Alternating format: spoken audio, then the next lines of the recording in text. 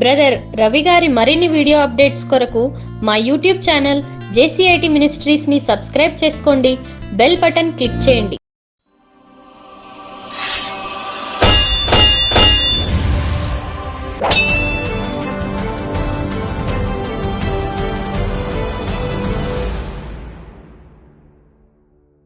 మమ్మల్ని మిక్కిలిగా ప్రేమించిన మా గొప్ప తండ్రి, మహోన్నతుడ, సర్వోన్నతుడ, మీ ఘనమైన ఉన్నతమైన నామమునకు స్తోత్రములు. మీ మహాకృపను బట్టి తండ్రి, మమ్మల్ని సజీవ లెక్కలలో కాపాడి ఈ దినాన తండ్రి ఇంత శ్రేష్టమైనటువంటి సమయాన్ని మీరు మాకు ఇచ్చి మీ మాటలు ధ్యానించడానికి, మా జీవితాలు మార్చుకోవటానికి మీరు చూపినటువంటి మహాకృపను బట్టి తండ్రి, మీరు ఇచ్చిన మరొక అవకాశమును బట్టి తండ్రి మీకు ఎనలేని స్తుతులు, స్తోత్రాలు నాయన. మీ బిడ్డలమైన మేము మీ మాటలు ధ్యానించుతుండగా తండ్రి మీరు మాతో ఉండండి. ఈ మాటలు ఏ ఉద్దేశాలతో మీరు రాయించారో ఆ ఉద్దేశాలను ఎరుగుటకు మా మనోనేత్రాలు వెలిగించండి. చెప్పబోయే వాక్యం మా జీవితాల్లో ఫలం తీసుకురావాలని యేసుక్రీస్తు ప్రభుల వారి అతి పరిశుద్ధ నామమున ఈ ప్రార్థన అడిగి వేడుకుంటున్నాం మా తండ్రి, ఆమేన్. ప్రియమైన దేవుని వారలారా, అందరికీ కూడా యేసుక్రీస్తు నామమున అందరికీ వందనాలు. మరి కొన్ని విలువైనటువంటి మాటలను చూద్దాం. ప్రసంగి గ్రంథము ప్రసంగి గ్రంథము 5వ అధ్యాయము. మీకు ఎక్కడైనా బోర్ కొట్టినట్టుగా అనిపించినా చెప్పేసేయండి, ఆపేద్దాం. ఓకే, సో ఒక మంచి అంశాన్ని, మన జీవితాలకు బాగా అవసరమైనటువంటి అంశాన్ని, ఆత్మీయంగా మనం ఎదగటానికి అవసరమైనటువంటి ఒక విలువైనటువంటి సంగతిని జీవగ్రంథం నుంచి ధ్యానం చేద్దాం. ప్రసంగి గ్రంథము 5వ అధ్యాయము 1వ వచనం నుంచి కొన్ని మాటలు చూద్దాం. 1వ వచనం: నీవు దేవుని మందిరమునకు పోవునప్పుడు నీ ప్రవర్తన జాగ్రత్తగా చూసుకొనుము. ఏమంటే ఇక్కడ రాసి ఉన్నటువంటి మాట మరల చదువుతానే. నీవు దేవుని మందిరమునకు పోవునప్పుడు నీ ప్రవర్తన జాగ్రత్తగా చూసుకొనుము అని అంటున్నారు. మనందరం ఇప్పుడు ఎక్కడున్నాం? దేవుని మందిరంలో ఉన్నాం. దేవుని మందిరంలోకి పోయేటప్పుడు దేవుడు చెబుతున్నటువంటి మాట ఏంటి అని అంటే, నీవు దేవుని మందిరమునకు పోవునప్పుడు నీ ప్రవర్తన, ఓకే, నీ ప్రవర్తన, నీ బిహేవియర్ చాలా జాగ్రత్తగా చూసుకోనము అని అన్నాడు. ప్రవర్తన జాగ్రత్తగా చూసుకోనము అన్న పదం మనం 2 సందర్భాల్లో వాడతాం. మొదటిది, ఎవరికైనా సరే ప్రేమగా చెప్పేటప్పుడు జాగ్రత్త అనే పదం ఎప్పుడు వాడుతాం చెప్పండి? 2 రకాలుగా వాడుతుంటాం. ఒకటి, ఎదుటి వారికి ప్రేమతో చెప్పేటటువంటి జాగ్రత్త వేరు, ఎదుటి వారిని హెచ్చరించి చెప్పే జాగ్రత్త వేరు. అమ్మ ఊరెళ్ళొస్తాను అని అంటే అమ్మ చెప్పేది జాగ్రత్తగా వెళ్ళినా అన్న, వెళ్ళిరా అని చెప్తుంటుంది. జాగ్రత్తగా వెళ్ళిరా అని అంటే అందులో మనకేం కనపడుతుంది? ప్రేమ కనపడుతుంది. అప్పుడప్పుడు మనోళ్ళు ఇంకొక మాట కూడా అంటుంటారు, నా జోలికి వచ్చావనుకో జాగ్రత్త అని అంటారు. జాగ్రత్త అనే మాట అప్పుడు ఎలా ఉపయోగపడుతుంది మనకి? It's a warning. అక్కడొక వార్నింగ్ ఇవ్వటం జరుగుతుంది. దేవుడు చెప్పింది ఇది హెచ్చరికనా, దేవుడు చెప్పేది ఇది ప్రేమనా అని బాగా గమనించాలండి. మరలా చదవండి అన్నమాట. నీవు దేవుని మందిరమునకు పోవునప్పుడు నీ ప్రవర్తన జాగ్రత్తగా చూసుకోను. నీ ప్రవర్తన జాగ్రత్తగా చూసుకోను. నీ ప్రవర్తన జాగ్రత్త, బీ కేర్ఫుల్. దేవుని మందిరంలోకి వచ్చేటప్పుడు చాలామంది పద్ధతులు చెబుతానండి అమ్మా. కొంత మీకు బాధ అనిపించినా తప్పదు, చెప్పాలి కాబట్టి. చాలామంది ఆదివారం చర్చికి వస్తారు. చర్చికి ఎందుకు వస్తారు అని అంటే, చాలా సంఘాల్లో జరిగేది, అమ్మాయిలు చూడాలని అబ్బాయిలు, అబ్బాయిలను చూడాలని అమ్మాయిలు. ఇది common, okay, it's a fact, సంఘాల్లో జరుగుతున్నటువంటిది. ఇంకా కొంతమంది తాము వేసుకున్నటువంటి వస్త్రధారణ, నా నగలు చూడాలి చాలామంది, నా శారీ, నా డ్రెస్ చూడాలి, నా చేతికున్న వాచ్ చూడాలి, నాకు వేసుకున్నటువంటి నా మేకప్ చూడాలి అనుకునే వాళ్ళు ఇంకా కొంతమంది దేనికి వస్తారు చెప్పండి? చల్లగా ఎక్కడైతే ఫ్యాన్ ఉంటుందో అక్కడికి వస్తారు, హ్యాపీ కూర్చుంటారు. అయ్యగారు ఎన్నో రోజులు ప్రసంగానికి ప్రిపేర్ అయ్యి చెప్పిందంతా వీళ్ళు 2 నిమిషాలలో ఒక జ్వాల పాడినట్టుగా ఉంటుంది, హ్యాపీగా కునికేస్తూ ఉంటాడు. ఎక్కడ? మన ఇళ్లలో కాదు, ఇది ఎక్కడ జరుగుతుంది? దేవుని మందిరంలో జరుగుతున్నటువంటి సంగతి ఇది. ఇంకా కొంతమంది దేవుని మందిరంలో నేను ఆ ఫ్యాన్ నేనే ఇచ్చా తెలుసా, ఆ ఫ్యాన్ మీద నా పేరు రాసింది చూసారా, ఈ బాక్సులు నేనే ఇచ్చేసాను, ఈ బాక్సుల మీద నా పేరు ఎందుకు రాయలేదు, ఈ సంఘంలోని నేనే ఖర్చు పెడుతున్నాను. గొప్పలు చెప్పుకోవటానికి వచ్చేవాళ్ళు కొంతమంది ఉంటారు. ఏమంటే బాగా అర్థమవుతుంది కదా ఇక్కడ. ఇక సంఘంలో పెత్తనం చలాయించటం కోసం నేనే సంఘానికి పెద్ద, నా తర్వాతే ఎవరైనా సరే నేను చెప్పినట్టుగా వినాలి అనేటటువంటి వారు కొంతమంది. ఇలాంటి వివిధ రకాలైనటువంటి ఆలోచనలతో ప్రవర్తనలతో ఈ సంఘంలోకి గనక ఏ మందిరంలోనికైనా సరే ఎవడైనా వస్తే వాడికి దేవుడు హెచ్చరించి చెబుతున్నటువంటి మాట, నీవు దేవుని మందిరమునకు ప్రవేశించినప్పుడు నీ ప్రవర్తన జాగ్రత్త, నీ ప్రవర్తన జాగ్రత్త. మనుష్యులను నువ్వు మాయ చేయవచ్చు, కానీ ఆయన కన్నులకు మరుగైనది ఏమీ లేదు. ఆయన కన్నులకు సమస్తము తేటగా కనపడుతుంది. నీ హృదయంలో ఏ ఆలోచనలతో మందిరంలోకి వస్తున్నావు, ఈ మందిరంలోకి వచ్చిన తర్వాత నువ్వు ఎలా బ్రతుకుతున్నావు, ఇక్కడికి వచ్చిన తర్వాత నువ్వు అసలు ఎందుకు వస్తున్నావు, ఇంటెన్షన్ ఎదుటోడికి అర్థం కాకపోవచ్చు, కానీ ఎవరికి అర్థమవుతుంది? దేవునికి అర్థమవుతుంది. కాబట్టి దేవుడు అంటున్నారు, మందిరమునకు నీవు మందిరములోనికి ప్రవేశించినప్పుడు నీ ప్రవర్తన జాగ్రత్త. ఒక విలువైనటువంటి సంగతి, పాత నిబంధన కాలంలో జరిగినటువంటి ఒక సంగతిని జ్ఞాపకం చేసుకుంటూ ఈ మాట వెనక దేవుని యొక్క ఆలోచన ఏంటి, ఆ మాట వెనక, ఈ మాట వెనక దేవునికి ఉన్న ఆలోచన ఏంటి, మనల్ని దేవుడు ఏం కోరుకుంటున్నారు, మందిరంలోకి వచ్చినప్పుడు మనం ఏ ప్రవర్తనతో రావాలి, మనం ఎలా బ్రతకాలి, ఇక్కడికి వచ్చిన తర్వాత ఈ మందిరంలో ఉండేటప్పుడు మన ప్రవర్తన ఎలా సరి చేసుకోవాలనేది ఒక సంగతిని జీవగ్రంథంలోంచి చూద్దాం. ప్రియమైన వారలారా, దినవృత్తాంతముల 2వ గ్రంథము, దినవృత్తాంతముల ద క్రానికల్స్, 2 Chronicles chapter 3, దినవృత్తాంతముల 2వ గ్రంథము 3వ అధ్యాయము 1వ వచనంలో ఒక సంగతి రాయబడింది. ఇది చాలాసార్లు మనం చదువుకున్నాము.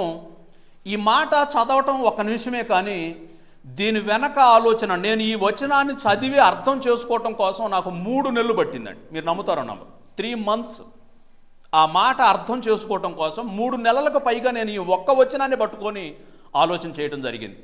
దినవృత్తాంతముల 2వ గ్రంథము 3వ అధ్యాయము 1వ వచనం నుంచి చూద్దాం. 1వ వచనం నుంచి, తరువాత సొలొమోను యెరూషలేములో తన తండ్రి అయిన దావీదునకు యెహోవా ప్రత్యక్షమైనప్పుడు మోరియా పర్వతమందు దావీదు సిద్ధపరిచిన స్థలమున యెబూషీయుడైన వర్నాను కళ్ళమందు దావీదు ఏర్పరిచిన స్థలమున యెహోవాకు ఒక మందిరమును కట్టనారంభించెను అన్న. మన అంశం ఏంటది? మనం దేని గురించి ధ్యానం చేస్తున్నాం? నీవు దేవుని మందిరంలోనికి ప్రవేశించినప్పుడు నీ ప్రవర్తన జాగ్రత్త అని అంటున్నారు. ఇక్కడ ఒక మందిరాన్ని గురించి, మందిరం ఎందుకు కట్టబడిందో ఇక్కడ ఒక ప్రస్తావనను దేవుడు తెస్తూ ఉన్నారు. మరలా చదువుతాను ఇప్పుడు. సొలొమోను అని అన్నారు. సొలొమోను మీ అందరికీ తెలుసు కదా, ఇజ్రాయేలీల రాజులలో మొదటి రాజు సౌలు మహారాజు, 2వ రాజు దావీదు మహారాజు, 3వ రాజు సొలొమోను మహారాజు. Very good. ఈ సొలొమోను మహారాజు కాలంలో జరిగిన సంగతిని దేవుడు ఇక్కడ రాయిస్తూ ఉన్నారు. సొలొమోను ఎవరి కుమారుడు? దావీదు గారి కుమారుడు. దావీదు గారి కాలంలో ఏం జరిగింది అనేది మనకు అర్థం కావాలి. ఇక్కడ ఆ సంగతి జ్ఞాపకం చేస్తున్నారు. తరువాత సొలొమోను యెరూషలేములో ఒక ప్లేస్ చెబుతున్నారు. ఏంటి ఆ ప్లేస్? యెరూషలేములో తన తండ్రి అయిన దావీదునకు యెహోవా ప్రత్యక్షమైనప్పుడు అని ఉందండి. దావీదు గారికి దేవుడు ప్రత్యక్షమయ్యాడా? ఇది ప్రశ్న. అసలు దావీదు గారికి దేవుడు ఎప్పుడైనా ప్రత్యక్షత జరిగిందా? మొదటిది. రెండోది, దావీదుకు జరిగిన ప్రత్యక్షత ఈరోజు నీకు నాకు ఎందుకు జరగటం లేదు? మనకు కూడా జరగాలి కదా, ప్రత్యక్షత జరగాలి కదా. ప్రత్యక్షత జరగటం అంటే ఏంటి అమ్మా? ప్రత్యక్షత జరగటం అంటే ఏంటి? బైబిల్లో ఎక్కడైనా సరే ఒక ప్రత్యక్షత అనేది ఉంది అని అంటే, దేవుని ప్రత్యక్షత అని అంటే అది దేవదూతల ప్రత్యక్షత అని అర్థం. దాని అర్థం ఏంటి? ఎందుకంటే దేవుణ్ణి ఎవరో ఈ మానవ నేత్రాలతో చూడలేరు అమ్మా. ఈ మానవ నేత్రాలతో ఎవరు చూడలేరు. ఎవరు చూసి బ్రతకడం, ఎవరో కూడా చూసి మరణించాలి, వెంటనే మరణించాలి. ఆయన్ని ఈ కన్నులతో చూసిన తర్వాత మరణిస్తారు. చూసే టైం ఉంది మనకి.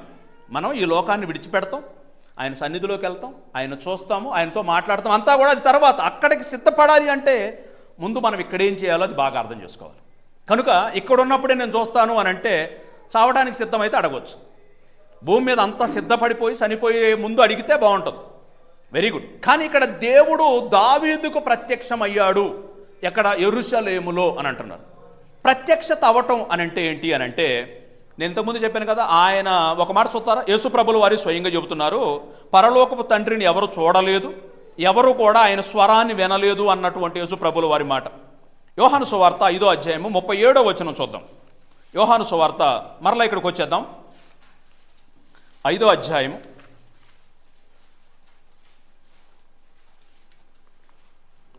37వ వచనం, 37th verse. మరియు నన్ను పంపిన తండ్రియే నన్ను గూర్చి సాక్ష్యం ఇచ్చుచున్నారు. యేసు ప్రభుల వారు చెబుతున్నటువంటి మాట. ఏమంటే మరి నేను చెప్పిన నమ్మకూడదు, మీరు ఎవరు చెప్పినా నమ్మకూడదు. ఎవరి మాట నమ్మాలి? మనందరికీ రక్షణకర్త యేసు ప్రభుల వారే. యేసు ప్రభుల వారే స్వయంగా చెబుతున్నటువంటి మాట. యోహాను సువార్త 5వ అధ్యాయం 37వ వచనం. నన్ను పంపిన తండ్రియే నన్ను గూర్చి సాక్ష్యం ఇచ్చుచున్నాడు.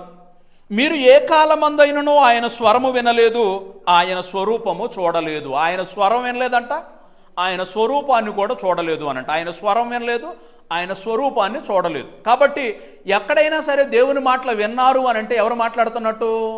దేవదూతలు మాట్లాడుతున్నట్టుగా గుర్తుంచుకోవాలి, లేకపోతే ప్రవక్తలు మాట్లాడుతున్నట్టుగా చూసుకోవాలి, ప్రవచనాలు చెప్తున్నట్టుగా మనం గమనించుకోవాలి. కనుక ప్రత్యక్షత అని అంటే అర్థం ఏంటంటే దేవదూత కనబడే అవకాశం ఉంది, దేవదూత మాట వినబడేటటువంటి అవకాశం ఉంది.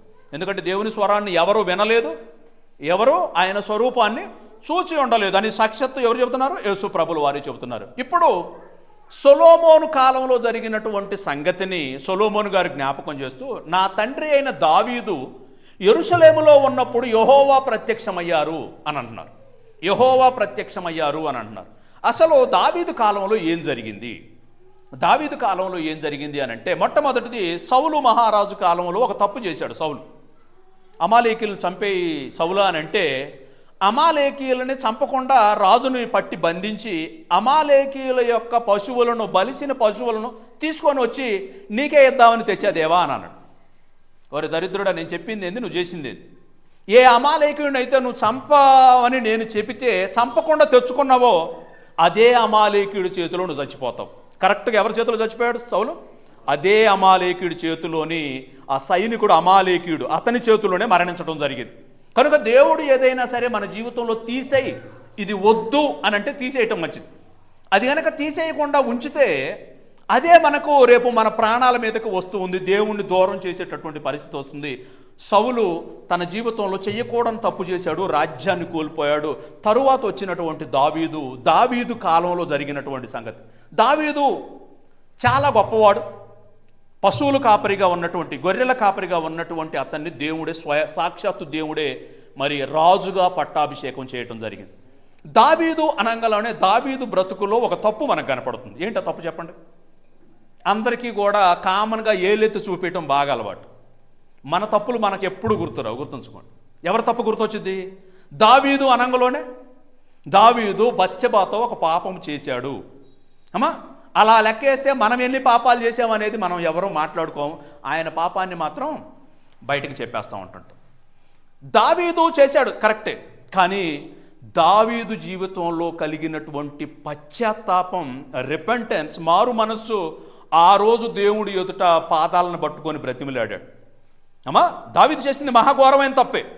దావీదు పగటిపూట పడుకొని సాయంకాలం ఆ నగరి కోట మీద తిరుగుతూ ఎక్కడో స్నానం చేస్తున్నటువంటి ఆమెను చూసి, ఆమెను మోహించి, ఆమెను తీసుకొని వచ్చి ఆమెతో పాపము చేసి, ఆ పాపాన్ని కవర్ చేయటం కోసం ఏం చేసేసాడు? తన భర్త ఎవరో ఎంక్వైరీ చేసి, అతని పేరు ఊరియా, అతడు మీ సైనికుల్లోనే ఒక సైనికుడు అని తెలుసుకొని అతన్ని మరలా వెనక్కి పిలిపించేసేసి, ఏవై యూరియా బాగున్నావా, నీకు సెలవులు ఇచ్చేసిన పోరా అని అన్నాడు. ఎందుకు? తన భార్య అయిన బత్షెబ దావీదు మూలంగా గర్భవతి అయింది. ఈ సంగతి జనాలకు తెలిసిద్దేమోనని కవర్ చేయటం కోసం భర్తని ఇంటికి పంపిస్తే ఆ పాపం ఎవరి ఖాతాలో వేయొచ్చు? భర్త వల్లనే గర్భం వచ్చిందిలే అని కవర్ చేద్దామని అనుకున్నాడు. కానీ ఇతను చాలా గొప్పవాడు, ఈ ఊరియా చాలా గొప్పవాడు. అయ్యా, మన మందస్సం అక్కడుంది. అసలు ఊరియా అన్యుడండి. ఊరియాకి దేవుని యొక్క ధర్మశాస్త్రం అంటే తెలియదు. ఇశ్రాయేలీయుడు కాదు అతను ఇశ్రాయేలీయుడు కాదు, ఒక అన్యుడు అతను. అయ్యా, మన మందస్సం అక్కడుంది, నా యజమానుడైనటువంటి మన సైన్యాధిపతి యోవాబు అక్కడ ఉన్నాడు, యుద్ధంలో ఉన్నారు, నా తోటి సైనికులు అక్కడ యుద్ధంలో ఉన్నారు, మహారాజుగా మీరు చింతిస్తూ ఉన్నారు, మీరు వచ్చేసి ఈ సమయంలో నేను నా భార్య దగ్గరికి వెళ్ళి సుఖంగా ఉండమంటున్నారు, అది తగదు రాజా, నేను వెళ్ళను అని అన్నాడు. వీడు వెళ్ళి అలా లేడనుకున్నాడు. మరలా నెక్స్ట్ డే పిలిపించేశాడు. బాగా మత్తుగా అతన్ని ఏమంటే మద్యంతో నింపేసేసాడు. మద్యంతో నింపేసేసేసి తెల్లారి ఇప్పుడైనా పోతాడులే అని అనుకున్నాడు. తెల్లారి కూడా అతను వెళ్ళలేదు. అతను సైనికుల దగ్గరే పడుకున్నాడు. 2 రోజులు గడిచింది. దావీదు చేసిన ప్రయత్నం విఫలమైపోయింది. కాబట్టి దావీదు ఏం చేశాడు అని అంటే, ఇక ఈడు ఎలా నా మాట వినేలా లేడు, ఇప్పుడు ఏం చేయాలి అని చెప్పేసి వాళ్ళ సొంత మేనల్లుడు, వాళ్ళ అక్క కుమారుడే తన సైన్యాధిపతి. తన అక్క పేరు సెరూయా, తన అక్క పేరు సెరూయా, ఆమె కుమారుడే యోవాబు. పేర్లు ఏం పేరు చెప్పండి? అక్క సెరూయా, కుమారుడు అతని మేనల్లుడు యోవాబు. ఆ యోవాబే దావీదు సేనాధిపతి, దావీదు సైన్యాధిపతి. కాబట్టి దావీదు ఏం చేశాడంటే ఒక లెటర్ రాయించేసేసి ఆ లెటర్లో ఏం రాశాడు, ఈయన్ని ఎట్టో కట్ట లేపేసేయండి. ఎవరిని? ఊరియాని లేపేసేయండి. యూరియాని లేపేయమంటే ఏం చేస్తావు, మీరు బాణాలతో కొట్టకుండా శత్రువులకి యుద్ధం జరుగుతుంది కదా, ఎక్కడైతే యుద్ధం వాడిగా జరుగుతుందో అక్కడికి ఫ్రంట్ లైన్లో ఇతను పెట్టండి, ఫ్రంట్ లైన్లో ఇతను పెట్టండి, పెట్టి మీరు మిగిలిన వాళ్ళందరూ వెనక్కరండి అని. చూసారు అంత తెలివంత? ఏమంటే ఒక పాపం, ఒక వ్యభిచారం చేసే వాళ్ళని ఈరోజు చూడండి, ఎన్ని అబద్ధాలు ఎన్ని మోసాలు, ఎన్ని దొంగతనాలు, అమ్మగారి కోరిక తీర్చడం కోసం, అయ్యగారి కోరిక తీర్చడం కోసం జరుగుతున్నది. ఎంత పరువు పోయినా కూడా వీళ్ళకి అలాంటివి ఏమి ఉండవండి. సిగ్గు అనేది విడిచిపెడుతూ ఉంటుంటారు. రంకు అనేది చాలా దారుణమైనటువంటి పరిస్థితి. దావీదును దావీదు ఎంత గొప్పవాడండి. దేవుణ్ణి నమ్ముకొని గొలియాతు 6 ఏమంటే వాడు ఎన్నున్నాడు అనుకున్నారు, 6 మూరల జానడ్ హైట్ అంట. 6 మూరల జానడ్ హైట్ అంటే మోర ఎంత ఉంటుంది? 6 మూరలు అంటే ఎంత ఉంటాడు? ఇలా చెయ్యెత్తినా కూడా వాడు తలకాయ నాకు దొరకదు. 9 అడుగులు హైట్, 9 feet హైట్ ఉన్నటువంటి పర్సన్ని కొట్టడం కోసం నిక్కరేసుకొని పోయి ఒక ఒడిశాల్లో ఒక రాయి పెట్టుకొని ఆ రాయితో ఒకే ఒక్క దెబ్బతో కొట్టగలిగాడు అని అంటే దేవుడు ఎంతగా దావీదుతో కలిసి ఉన్నాడు. అలాంటి దేవుణ్ణి సైతం మోసపుచ్చటం కోసం దావీదు ఎంత నీచానికి దిగజారిపోతున్నాడు చూసారా. అతన్ని ఫ్రంట్ లైన్లో పెట్టేశాడు. యుద్ధంలో అతనితో పాటు చాలామంది మరణించాల్సిన పరిస్థితి వచ్చింది. అందరూ మరణించారు. మరణించిన తర్వాత దావీదు కవరింగ్ ఏంటో తెలుసా? యోవాబు నీకు బుద్ధి ఉందా లేదా? నిన్ను నమ్మి కదా సైనికులు నీ దగ్గరకు పంపించేసింది, నువ్వేంట్రా వాళ్ళని అలా వదిలేసావు, వాళ్ళని అలా బాణాలతో కొడుతూ ఉంటే నువ్వు ఎవడు పెట్టమన్నాడు ముందు అని ఏం తెలియనట్టుగా జనం అర్థమయ్యేటట్టు మళ్ళీ గద్దిస్తూ ఉన్నాడు. చూసారా, ఒక తప్పు కోసం ఎన్ని తప్పులు జరుగుతా ఉన్నాయి. అంతా అయిపోయింది. అతను మరణించాడు. ఇంటికి తీసుకొచ్చారు శవాన్ని. భార్యకి తెలిసింది, ఆమె ఏడ్చేసింది. ఏడ్చిన తర్వాత కొంతకాలం అయిపోయింది. దుఃఖదినముల తర్వాత ఆమెను తీసుకొని డైరెక్ట్గా ఇంకా నన్ను అడిగేది ఎవడలేడు అనుకున్నాడు. ఆమెను తెచ్చుకున్నాడు, వివాహం చేసుకున్నాడు. కానీ ఒక ఆయన ఉంటాడుగా, నువ్వు దావీదైతే ఇక్కడ ఉన్నటువంటి బరబ్బా అయితే ఎవరైతే మనకేందుకు, ఎవరైనా పర్లేదు, ఆయనకి ఈక్వల్.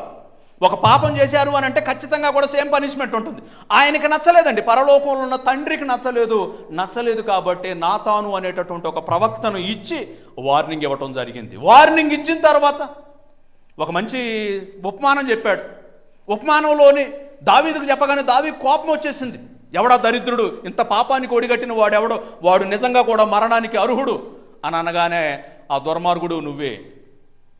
వెంటనే దేవుడి పాదాలు పట్టుకున్నాడు. ఏమంటే దావీదులోని దేవుడికి నచ్చినటువంటి ఒకే ఒక గొప్ప గుణం అంటే ఇదే. తప్పు చేశాడు, ఆ తప్పును హెచ్చరించిన మరుక్షణాన దేవుడి దగ్గరికి వెళ్ళి మారు మనసు పొందాడండి. మారు మనసు పొంది, అయ్యా నేను చేసినటువంటి తప్పుది ఏముందలే చెప్పు, ఒక గొర్రెను కొయ్యమంటావా, మేకను కొయ్యమంటావా, లేకపోతే కొన్ని వేల పొట్టేళ్లను నీకోసం తెగ నరకమంటావా, నరికేస్తా చెప్పు అని అంటలేదండి. అయ్యా బలి కోరేవాడివి నువ్వు కాదు, విరిగి నలిగిన మనస్సే, నేను తప్పు చేశాను దేవా, ఇక నేను ఎప్పటికీ కూడా ఎప్పటికీ నా జీవితంలో మరొక స్త్రీ జోలికి నేను పోను అని ఆ రోజు తీర్మానం చేసుకున్నాడు. చచ్చిపోయేంత వరకు ఇంకొక స్త్రీని ముట్టుకోలేదండి. వృద్ధాప్యంలోని ఆ దేశంలోనే అందగత్తి ఉందండి ఒక అమ్మాయి. ఆ దేశంలోనే అందగత్తి ఉంది. రాజుగారికి చలితో వణికిపోతూ ఉన్నారు. రాజుగారికి వెట్ట కలగాలి అని అంటే ఈ దేశంలో ఉన్నటువంటి అందగత్తెలలో ఒక అందగత్తెను తీసుకొచ్చి రాజుగారి పక్కన పడుకోబెట్టండి అని అంటే పక్కన పడుకోబెట్టినా కూడా అమ్మాయిని అంటుకోనటువంటి గొప్పవాడు ఎవరు? దావీదు. ఎందుకంటే దేవుడికి మాట ఇచ్చాడు, అయ్యా నేను మారతాను తండ్రి, ఇంకా నేను ఎప్పటికీ కూడా నేను శత్రువుగా నీ ఎదుట నేను పాపం చేసి నేను నిలబడను, నేను మాటిస్తున్నాను తండ్రి, ఆ మాట ప్రకారం బ్రతుకుతాను. అదేంటి గొప్ప క్యారెక్టర్ అంటే. మనం మారు మనసు పొందాం కదండి, మారు మనసు పొంది మన పరిస్థితి ఏంది చెప్పండి. మారు మనసు అయితే పొందిన, మారు మనసు అంటే అర్థమైంది, అది ఎమోషనల్గా వచ్చేది కాదు. ఇట్స్ ఎ డెసిజన్, ఒక నిర్ణయం. అది ఒక నిర్ణయం. ఏంటో నిర్ణయం? ఇక నేను దాని జోలికి పోను, నేను ఇక లోకంలో కలవను అని ఒక గొప్ప తీర్మానం, ఒక నిర్ణయం ఉండాలండి. మనకు ఆ నిర్ణయం ఫౌండేషన్ అంటారు కదండి, పునాదే సరిగ్గా పడలేదు ప్రియమైన వారు. అందుకే మరలా లోకంలో పదే పదే పడిపోతున్నారు. కారణం నీ ఫౌండేషన్ కరెక్ట్గా లేదు. నువ్వు అసలు ఎందుకు మారావో, మారు మనసు అంటే ఏంటో ఈరోజు చాలామంది సంఘాలలో తెలియదు ప్రియమైన వాళ్ళ. మారు మనసు, నిజమైన మారు మనసు అతను పొందాడు, దేవునికి మాటిచ్చాడు, ఇంక నేను అన్నటికీ తప్పు చేయను దేవా అని అనుకున్నాడు. అనుకున్న తర్వాత సంఘం అంతా కూడా, ఆ సమాజం 12 గోత్రాలు, ఇజ్రాయేలు దేశం వర్ధిల్లుతూ ఉంది.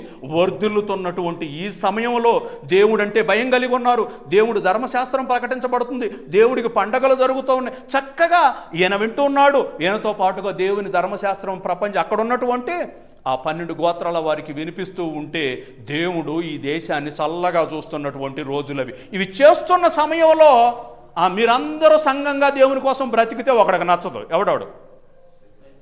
ఎవడాడు? సాతాన్ అనేవాడికి నచ్చదు. ఇప్పుడు ఇజ్రాయేలీలందరూ కూడా దేవునికి గొప్పగా బ్రతుకుతూ ఉంటే ఒకడికి నచ్చలేదంట. ఆ మాట చూడండి.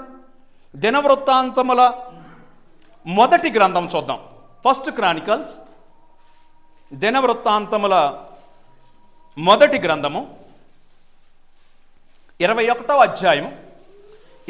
అధ్యాయము మొదటి వచనం నుంచి కొన్ని మాటలు చూద్దాం. తరువాత సాతాను ఇజ్రాయేలునకు విరోధముగా లేచి అనే మాట ఉందండి. ఇజ్రాయేలునకు అంటే ఒక దేశానికి, దేశమే దేవుడు అంటే గడగడలాడిపోతూ ఉంది. దేవుడు అంటే గొప్పగా బ్రతుకుతున్నారు, దేవుడి పట్ల ప్రేమ కలిగి, దేవుడి పట్ల భయం కలిగి బ్రతుకుతున్నారు. కనుక వీళ్ళందరికీ కూడా ఎవడో సాతానుడు అనేవాడు విరోధంగా లేచాడు. ఎలా పడగొట్టాలి వీళ్ళని? ఇప్పుడు సంఘం ఉంది, ఈ సంఘంలోని అందరిని మిమ్మల్ని పడగొట్టాలంటే ఫస్ట్ ఎవరి మీద టార్గెట్ చేస్తే బాగుంటుంది? ఫస్ట్ ఎవరిని కొడితే బాగుంటుంది? ఫస్ట్ లీడర్ని పడగొట్టాలి. లీడర్ తప్పు చేశాడు అనుకోండి. ఇప్పుడు చాలామంది అదే చెప్పేది. ఈరోజు చాలామంది కూడా, చాలా సంఘాలను చూడండి, చాలామందికి రోల్ మోడల్స్ జీసస్ క్రైస్ట్ కాదు. ఈరోజు రోల్ మోడల్, అందరికీ రోల్ మోడల్ యేసు ప్రభు కాదు. ఈరోజు మంచి సూట్ వేసినోడు రోల్ మోడల్ అయిపోయాడు, మంచి కోట్ వేసినోడు రోల్ మోడల్ అయిపోయాడు. ఈరోజు సంఘంలో ఉన్నవాడు వీళ్ళు రోల్ మోడల్స్ అయిపోయారు. వీళ్ళు దేవునికి ప్రతినిధులుగా ఉంటున్నారా? దేవుణ్ణి పక్కన పెట్టి వీళ్ళే దేవుడు అని అనుకుంటున్నారా? కనుక ఇది చాలా ప్రమాదకరమైనటువంటి పరిస్థితి ప్రియమైన దేవుని పిల్లలు. కనుక దేవునికి లోబడి బ్రతుకుతున్న సమాజాన్ని సాతానుడు బాగా గమనించారు. ఇప్పుడు ఈ సమాజం గనక దేవుని ఎదుట పాపం చెయ్యాలి, వీళ్ళందరినీ ఎలాగైనా సరే దేవుడి ఎదుట పాపాత్ములుగా నిలబెట్టాలి అని అంటే వీళ్ళ నాయకుడు దావీదును మరలా కొట్టాలి. ఇప్పుడు ఏం చేయాలి? దావీదును మరలా నేనేం చేయాలి? ఇప్పుడు దావీదును ఎలాగైనా సరే పాపంలో పడేయాలి. మీ ఇల్లు నాశనం అవ్వాలి అంటే ఇంట్లో ఉన్నటువంటి ఇంటి యజమానుడిని ఫస్ట్ టార్గెట్. అప్పుడు కుదరకపోతే ఇంటి యజమానుడు యజమానురాలు నెక్స్ట్ టార్గెట్. చూసారా, ఒక్కొక్కరిని వాడు విడిచిపెట్టడు. ఒకసారి కాకపోతే ఇంకొకడు, వాడికి సిగ్గు శరం లేదు, వాడికి వీడు బట్ట లేదుగా అని అంటే వదిలిపెట్టాడు. వాడు ఫస్ట్ ఏం చేస్తాడు? ఆదామును ట్రై చేశాడు. ఆదాము గారు పండు తినేలా లేడు. అవ్వ వచ్చిన దాకా ఎదురు చూశాడు. అవ్వ రాగానే అవ్వకిచ్చి మళ్ళీ ఏం చేశాడు? ఆదాముకి, ఈ అవ్వ చేత ఆదాముకు మరలా పండు చేశాడు. చూసారా, వాడు ఎలాగైనా పాడు చేయటమే వాడి పని. కాబట్టి ఇజ్రాయేలునకు విరోధముగా సాతాను లేచి దావీదు మనసులో ఒక ఆలోచన పెట్టాడండి. ఆలోచన ఏంటంటే, దావీదు నువ్వు జనాభా లెక్కలు చేసుకోరాదా అని అన్నారు. జనాభా లెక్కలు తెలుసు కదా మనకి. జనాభా లెక్కలు సెంట్రల్ గవర్నమెంట్ చేసింది, స్టేట్ గవర్నమెంట్ కూడా చేసింది. జనాభా లెక్కలు, మీ ఇంట్లో ఎంతమంది ఉన్నారు, ఎంతమంది చదువుకున్నారు, లేకపోతే ఎన్ని కోళ్ళు ఉన్నాయి, ఎన్ని కుక్కలు ఉన్నాయి, ఎన్ని గేదెలు ఉన్నాయి, ఎంత సంపాదిస్తున్నారు, ఎన్ని టీవీలు ఉన్నాయి, ఇవన్నీ లెక్కలు రాసుకుంటారు. కామన్ ఇది. ఈ ఆలోచన ఎవరికి వచ్చేసింది? ఇప్పుడు దావీదు మనసులో ఆలోచన సాతానుడు అనేవాడు పెట్టాడు. భూమి మీద జరుగుతున్నటువంటి మనిషి హృదయంలో 2 తలంపులు వస్తాయి. నేను ముందు నడుచుకుంటా పోతున్నాను, ఈ పరుసు ఎలా పడిపోయింది, ఆ పరుసులో ఉన్నటువంటి డబ్బులు కట్ట బయటికి ఎలా కనపడుతుంది అనుకో. నువ్వు నా వెనక ఉన్నావు, నా వెనక ఉన్నటువంటి నీ హృదయంలో 2 ఆలోచనలు వస్తాయి. మొదటి ఆలోచన ఏంటిది? ఎంత డబ్బులు ఉన్నాయో టక్కన ఎవడు చోట్ల తీసి లోపల పెట్టుకోవాలి, అది మొదటి ఆలోచన. రెండో ఆలోచన వచ్చింది, పాపం ఆయన ఎంత కష్టపడ్డాడో ఏమో, ఆయనకి ఎన్ని ఇబ్బందులు ఉన్నాయో ఏమో, ఏమి లోపల ఎలాంటి ఇంపార్టెంట్ కాగితాలు ఉన్నాయో లేమో, అతనికి ఇచ్చేద్దామని ఇంకొక ఆలోచన వచ్చింది. ఇందులోని ఒక ఆలోచన సాతాను నుంచి, ఒక ఆలోచన దేవుని నుంచి. ఇద్దరూ బలవంతం చెయ్యరు, గుర్తుంచుకోండి. ఇద్దరూ బలవంతం చేయరు, కానీ ఇద్దరూ వాటిని మరులు గొల్పటం అని అంటారు. They repeatedly tell you that. సాతానుడు చెబుతాడు తీసుకోబాగుంది, తీసుకోబాగుంది, తీసుకోబాగుంది, తీసుకోబాగుందని వాడు చెబుతాడు. లేదు, అది అతని కష్టం, అది అతని కష్టం అని ఏనా చెబుతూ ఉంటుంటాడు. నిర్ణయం ఎవరు తీసుకోవాలా? నిర్ణయం నువ్వే తీసుకోవాలి. దేవుణ్ణన్న గెలిపిస్తావు, లేకపోతే మన ఫ్రెండ్ అపవాదినైనా గెలిపిస్తావు, అంతేనా? ఇప్పుడు దావీదు గారికి ఒక ఆలోచన వచ్చింది. ఏంటి ఆలోచన? జనాభా లెక్కలు చేయించాలి. ఎవరి ఆలోచన ఇది? సాతానుడు ఆలోచనని దేవుడు రాయించారు. ఇది సాతానుడు ఆలోచనో లేకపోతే దేవుడు ఆలోచన ఇతనికి ఎలా తెలిసింది?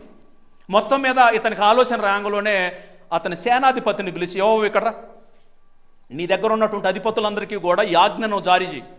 మన దేశంలోని 12 గోత్రాలకి లెక్క కావాలి నాకు ఇప్పుడు అర్జెంటుగా. 12 గోత్రాలలో ఉన్నటువంటి లెక్క కావాలి. ఎంతమంది ఉన్నారు, ఏం చేస్తున్నారు, మొత్తం నాకు లెక్క కావాలి అనంగులోనే యోవాబుకి అర్థమైపోయింది, దావీదు సాతాను వలలో పడిపోతున్నాడు అన్న సంగతి దేవుడే గ్రహించి యోవాబును మరలా లేపాడు. అయ్యా రాజా, మీరెందుకు ఈ సమయంలో మీరు జనాభా లెక్కలు అడుగుతున్నారు? జనాభా తక్కువగా ఉందనిపించిందా ఏంటి మీకు? మీరు ఎందుకు రాజా ఇప్పుడు మీకు చింత ఏంటి? మీకు గనక ఒకవేళ జనాభా తక్కువ గనక ఉంటే ఆయన అడిగితే మీకు 100 అంతలుగా జనాభా ఇవ్వడానికి ఆయన సిద్ధంగా ఉన్నాడు. మీరు ఈ సమయంలో జనాభా లెక్కలు చేయటం మంచిది కాదు, ఇది దేవుడికి నచ్చదు, దయచేసి ఈ ఆలోచన విరమించుకోండి అని బ్రతిమిలాడాడండి. ఎవరో? యోవాబు బ్రతిమిలాడాడు, సేనాధిపతి బ్రతిమిలాడాడు. బ్రతిమిలాడితే రాజుగారికి కామన్గా అదే ప్లేస్లో మీరుంటే మీరేం చేస్తారు? Who is the king, me or you? నేనా రాజు నువ్వా? నేనా రాజు నువ్వా? నేను ఏదైతే ఆజ్ఞ చేశానో ఆజ్ఞ ప్రకారంగా చెయ్యి. నేను ఏ ఆజ్ఞ అయితే ఇచ్చానో ఆజ్ఞను అమలు చేయటమే నీ పని. గో, అక్కడికి వెళ్ళి జనాభా లెక్కలు మొత్తం చేసుకుని జనాభా లెక్కలు తీసుకురాపో అని అన్నారు. యోవాబు, దేవుడే యోవాబు ద్వారా మాట్లాడాడన్న సంగతి దావీదు గ్రహించలేదు. దావీదుకు తెలియదు ఎంత మోసం జరుగుతుంది అన్న సంగతి. జనాభా లెక్కలు అనేవి చకచక వచ్చేస్తున్నాయండి. జనాభా లెక్కలు వచ్చి ఆ జనాభా లెక్కలు చూసుకున్న తర్వాత గాదు అనేటటువంటి ఒక ప్రవక్త దావీదు దగ్గరికి పంపబడ్డాడు. ఎవరు? గాదు అనేటటువంటి ఒక ప్రాఫెట్ అతని దగ్గరికి పంపించబడింది. పంపించబడిన తర్వాత దేవుడు కోపపడి దావీదు నువ్వు తప్పు చేసావు అని అన్నాడు. అసలు జనాభా లెక్కలు చేయించడం తప్పేనా? ఫస్ట్ అర్థం చేసుకోవాలి మనం. జనాభా లెక్కలు చేయించడం తప్ప? టీవీలు ఎన్ని ఉన్నాయి, కుక్కలు ఎన్ని ఉన్నాయి, పందులు ఎన్ని ఉన్నాయి, ఇంట్లో ఎంతమంది చదువుకున్నారు, ముసలోళ్ళు ఉన్నారా, పెద్దోళ్ళు ఉన్నారా, పెళ్ళి ఎంతమందికి అయింది, పెళ్ళికి ఎంతమంది కాలేదు అని అడగటం తప్ప? కానీ దేవుడు ఇది పాపముగా ఎంచాడండి. దేవుడు దేనిగా ఎంచాడు? ఇది పాపముగా ఎంచాడు. ఆ మాట చూడండి ఒకసారి. ఏమండి? 4వ వచనం నుంచి చూద్దాం. అయినను యోవాబు మాట చెల్లక రాజు మాటయే చెల్లెను కనుక యోవాబు ఇజ్రాయేలు దేశం అంతటా సంచరించి తిరిగి యెరూషలేమునకు వచ్చి జనుల సంఖ్య వెరసి దావీదునకు అప్పగించిన తరువాత 7వ వచనం, ఈ కార్యము 7వ వచనం దినవృత్తాంతముల మొదటి గ్రంథము 21వ అధ్యాయము 7వ వచనం చదువుతున్నాం. 7వ వచనంలో ఏమంది? ఈ కార్యము, జనాభా లెక్కలు చేయించిన ఈ కార్యము ఎవరి దృష్టికి? దేవుని దృష్టికి ప్రతికూలమగుట చేత ఆయన ఇజ్రాయేలీయులను బాధ పెట్టెను అని ఉంది. ఇది ఎవరికి ఎగనిస్ట్ అంట? దేవునికి ఎగనిస్ట్ అంట. ఎందుకు దేవునికి ఎగనిస్ట్ అంటే జనాభా లెక్కలు ఎప్పుడైతే వచ్చినాయో దావీదు మనసులో గర్వం పుట్టిందండి. ఏంటి ఆ గర్వం అని అంటే, ఇదిగో అయ్యా, ఆ గోత్రంలో ఇంతమంది కత్తి తీసేవారు ఉన్నారు రాజా, ఈ గోత్రంలో ఇంతమంది ఈట ఇసిరేవారు ఉన్నారు రాజా, ఆ గోత్రంలో డాలు పట్టేవాళ్ళు ఇంతమంది ఉన్నారు రాజా అనగుడు. అమ్మో, నా దగ్గర ఇంత గొప్ప సైన్యం ఉందా, నా దగ్గర ఇంత గొప్ప సైన్యం ఉందా అంటే నా మీదకి ఎవడైనా యుద్ధం వస్తే నేను ఈజీగా గెలవగలనే అన్న గర్వం ఎవరిలో వచ్చేసింది? మరి దావీదు గెలవటానికి కారణం ఈ సైన్యమా, లేకపోతే సైన్యములకు అధిపతియగు దేవుని యొక్క ధైర్యమా? ఆయనే కదండి. నా రక్షణ కోట, నా శృంగము, నా రక్షణ కేడము, నా కొండ, నా కోట, ఇన్ని చెప్పిన దావీదు దేవుణ్ణి పక్కన పెట్టి ఇప్పుడు ఆయన ఆనందం ఎవరిలో చూసుకుంటున్నాడు? సైన్యంలో చూసుకున్నాడు. ఓయ్ దావీదు, నువ్వు ఓట్లేస్తే రాజు గాలే, ఎలక్షన్లో ఓట్లేస్తే నువ్వు రాజు కాలి. నిన్ను రాజు చేసింది ఎవరు? నేను రాజుని చేశాను నిన్ను. ఒకప్పుడు గొలియాతు మీదకి యుద్ధానికి పోయేటప్పుడు నీ వెనకున్న సైన్యాన్ని చూసి నువ్వు యుద్ధంలోకి గెలవలే. నీ వెనక ఎవరిని చూసుకొని? నన్ను చూసి గెలిచావు. నువ్వు కొట్టిన ఒక్క దెబ్బ వాడి నుదుటను తగిలేలా చేసింది ఎవరు? నేను చేసింది నీకు. నీకు ఇన్ని విజయాలను ఇచ్చింది నేను, ఇంత రాజ్యాన్ని ఇచ్చింది నేను. ఇన్ని చేసిన తర్వాత నన్ను పక్కన పెట్టి దేవుడు ఎప్పుడు కూడా ఇతను దేవుడి గురించి చెప్పేది God is the secret of my energy. Sachin, boost is the secret of my energy అని అన్నాడు. What is your energy then? మీ ఎనర్జీ ఏంటది అమ్మా? God is the secret of my energy అని చెప్పిన దావీదు ఇప్పుడు అతని వెనక ఉన్న సైన్యం ఇది నా బలం అనే పరిస్థితి వచ్చేసిందండి. కాబట్టి ఇది వ్యతిరేకం కాదా? డెఫినెట్గా దేవునికి ప్రతికూలమైనటువంటి నిర్ణయమే. కాబట్టి దేవుడు ఏం చేయాలి? ఇప్పుడు దావీదుకు అర్థమయ్యేలా చెప్పాలి. గాదు అనే ప్రవక్తను పిలిచాడు. గాదు అనే ప్రవక్తను పిలిచి 3 ఆప్షన్స్ ఇచ్చాడు. దావీదు, నువ్వు తప్పు చేసావు కదా, తప్పు చేసావు కాబట్టి 3 ఆప్షన్స్ ఇస్తున్నాను. మొదటిది, 3 సంవత్సరాల భయంకరమైన కరువు నీ రాజ్యంలోకి వచ్చింది. ఫస్ట్ ఏంటిది ఆప్షన్? 3 సంవత్సరముల కరువు, భయంకరమైన కరువు. రెండో ఆప్షన్, 3 నెలలు నీ శత్రువులు నిన్ను తరిమి, 3 నెలలు నీ శత్రువులు నిన్ను తరిమి వాళ్ళు 3వ నెల చివరిలోని నిన్ను చంపేస్తారు. ఇది రెండో ఆప్షన్. మొదటిది 3 సంవత్సరాల కరువు, రెండోది 3 నెలలు నీ శత్రువులు నిన్ను తరిమి నాశనం చేస్తారు. ఇది రెండవది. మూడో ఆప్షన్, 3 రోజుల యెహోవా కత్తి, ఒక తెగులు నీ దేశం మీదకి వచ్చింది. ఈ 3 ఏదో ఒకదాన్ని సెలెక్ట్ చేయనన్నాడు. ఆప్షన్స్ బాగున్నాయి కదా? ఏ ఆప్షన్ మీరైతే ఏ ఆప్షన్ సెలెక్ట్ చేస్తారు? 3 డేంజరస్గానే ఉన్నాయి అమ్మా. టైం వైజ్గా చూస్తే ఒకటేమో 3 సంవత్సరాల కరువు, రెండోది 3 నెలలు శత్రువులు తరిమి ఇతను చంపేస్తారంట. మూడోది 3 రోజుల యెహోవా తెగులు ఈ దేశం మీదకి వచ్చింది అని అన్నాడు. బాగా ఆలోచించాడు ప్రియమైన వారల. ఇప్పుడు ఈ 3 ఆప్షన్స్లలోని మనమైతే ఏదో ఒకటి టక్కున టిక్ కొట్టేస్తాం. కానీ దావీదు ఒకటి ఆలోచన, నేను బత్షెబా విషయంలోనే ఘోరమైన పాపం చేశాను అని పశ్చాత్తాపపడి దేవుడి పాదాలు పట్టుకుంటే నాకు తెలియకుండానే మరలా నేనేంది ఇంత ఘోరమైనటువంటి పాపం చేసేసాను? నేను ఇంత ఘోరం, ఏకంగా దేవుణ్ణే పక్కన పెట్టేసి నా మనసులో ఇంత గర్వం పుట్టిందా?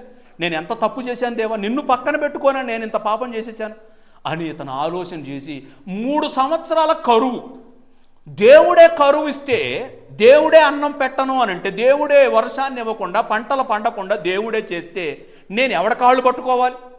నేను ఎవడో అన్యుల కాళ్ళు పట్టుకోవాలి. దేవుడు అన్నం పెట్టకపోతే నేను ఎవడ కాళ్ళు పట్టుకోవటం ఏంది అసలు? కాబట్టి మొదటిది నాకొద్దు. రెండవది, 3 నెలలు నీ శత్రువులు నిన్ను తరిమి వాళ్ళ చేతుల్లో నువ్వు హతమైపోతావు. నేను ఎవరిని? నేను యూదుడను, ధర్మశాస్త్రం కలిగినటువంటి నీ భక్తుడను, నీ కుమారుని నేను పోయి ఎవరి చేతిలో చావటం ఏంటయ్యా?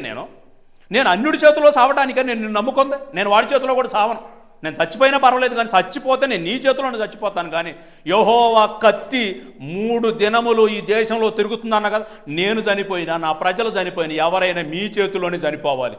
చంపినా మీరే, బ్రతికించినా మీరే, మీ చేతికే మేము అప్పచెప్పుకుంటున్నాం. 3వ ఆప్షన్ టిక్ చేశాడండి. ఎన్నోది? 3వ ఆప్షన్ టిక్ చేశాడు. 3వ ఆప్షన్ టిక్ చేసినప్పుడు పరలోకంలో నుంచి ఒక దేవదూత బయలుదేరి. ఇప్పుడు మనం ఇంత స్టోరీ ఎందుకు చెప్పాను? దావీదుకు ప్రత్యక్షం అవ్వటం అంటే ఏంటి, ఆ ఒక్క మాట కోసం ఇంత లాగాల్సి వచ్చేసి. బైబిల్ అనేది ఎప్పుడు కూడా ఏమంటే రుచి తెలియాలి అని అంటే ప్లేట్ నిండా పెట్టుకొని తింటే అప్పుడు బాగా అనిపించింది. తిన్న తృప్తి ఉంటుంది, రుచి నీకు బాగా తెలిసింది.